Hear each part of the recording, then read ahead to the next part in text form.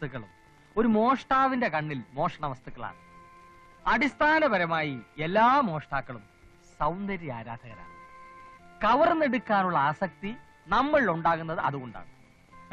ഒരു കണക്കിന് നമ്മളാണ് മക്കളെ യഥാർത്ഥ സോഷ്യലിസ്റ്റുകൾ. നമുക്ക് കൊട്ടാരമെന്നോ കുടിലെന്നോ വ്യത്യാസമില്ല. നമുക്ക് വേണ്ടത് കൊട്ടാരത്തിലും കിട്ടും, കുടിലും കിട്ടും. ഒരു നാട് ഭരിക്കാൻ വലിയ കഴിവൊന്നും വേണ്ട, പക്ഷെ ഒരു നാട് മുടിക്കാൻ കഴിവ് വേണം. ആശാനെ, പ്രധാനമായി എന്തൊക്കെ ആയുധങ്ങളാണ് ഈ ജോലിക്ക് കയ്യിൽ കരുതേണ്ടത്? കല്ല്, കത്തി, കമ്പി, ചുറ്റിക, ഇഷ്ടിക, കോരിക, പല്ല്, പുല്ല്, എല്ല്, എന്തിന് ഒരു കഷ്ണം നൂല്, ഒരു സൂചി പോലും നമുക്ക് ആയുധങ്ങളാണ്. എന്ത്, എവിടെ, എപ്പോ, എങ്ങനെ പ്രയോഗിക്കണം എന്നുള്ളതാണ് പ്രശ്നം. ഇതെന്താണ്? ബ്ലേഡ്. ക്ഷൗരം നടത്തിയിട്ട് വേണോ ഈ പണിക്കിറങ്ങാൻ? താടി മുഖേന പിടികൊടുക്കാതിരിക്കാൻ മുഖക്ഷൗരം അത്യാവശ്യമാണ്. ഇത് വലിയൊരു ബ്ലേഡിന്റെ ചെറിയ ചെറിയ കഷ്ണങ്ങളാണ്. ഇതിലൊരു നിസാര വസ്തുവായി കാണരുത്. ലക്ഷം രൂപ സൂക്ഷിച്ചു വെച്ചിട്ടുള്ള ഒരു തുകൽ സഞ്ചി അറുത്ത് കീറാൻ ഇവനൊരു കഷ്ണം മതി. ഇതിനെ ഇങ്ങനെ വിരലുകൾക്കിടയിൽ ഒളിപ്പിച്ചു വെക്കണം.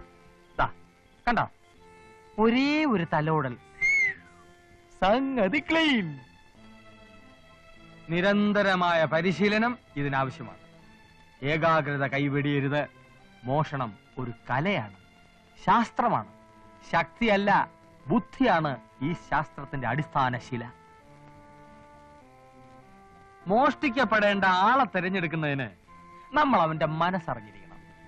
ആകാശം നോക്കി നടക്കുന്നവൻ, ഭൂമി നോക്കി നടക്കുന്നവൻ, പകൽക്കിരാവ് കാണുന്നവൻ, പെണ്ണുങ്ങളുടെ വായി നോക്കി നടക്കുന്നവൻ, ഇങ്ങനെയുള്ളവരെ വേണം നമ്മൾ തിരഞ്ഞെടുക്കാൻ. അവർ കാശ് കൊണ്ട് നടക്കുന്നവരാണോ എന്ന് നമ്മൾ അറിയണം. അതെങ്ങനെ നമ്മൾ അറിയും?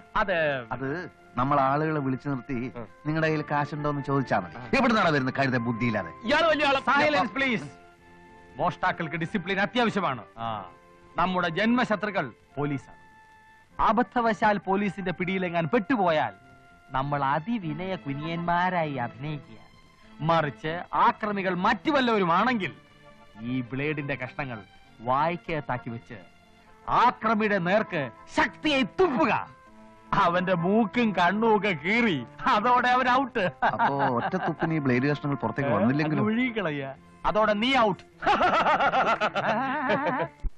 മോഷണം നടത്തുന്നതിനിടയിൽ ആകസ്മികമായി ആക്രമണം ഉണ്ടാക്കാൻ ഇടയുണ്ട്. കയ്യിൽ അപ്പ കിട്ടുന്ന സാധനങ്ങൾ ഉപയോഗിച്ചായിരിക്കും ആക്രമണം നടത്തുക. ഏത് തരം ആക്രമണം ഉണ്ടായാലും അതിൽ നിന്നും ഒഴിഞ്ഞു മാറി സ്വന്തം തടി രക്ഷിക്കാൻ നമ്മൾ ബാധ്യസ്ഥരാണ്. അടിച്ചോളൂ, ഞാൻ ഒഴിഞ്ഞു മാറി കാണിച്ചു തരാം. വേഗമാകട്ടെ.